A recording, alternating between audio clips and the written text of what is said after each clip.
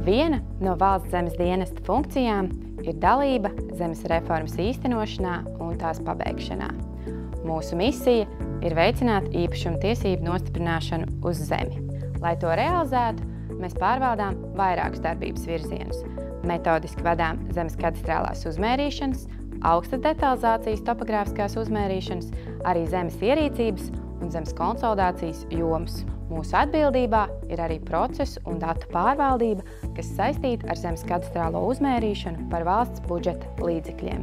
Mūsu ikdiena ir saistīta ar arhīvu dokumentācijas pētīšanu, atbalstu un konsultāciju sniegšanu mērniekiem, zemes īpašniekiem un citiem sadarbības partneriem. Vai zināji, ka mūsu departamenta komanda ir sastopama visā Latvijā? Mūsu vidū ir gan spītīgie kurzemnieki, gan viesmīlīgie latgalieši.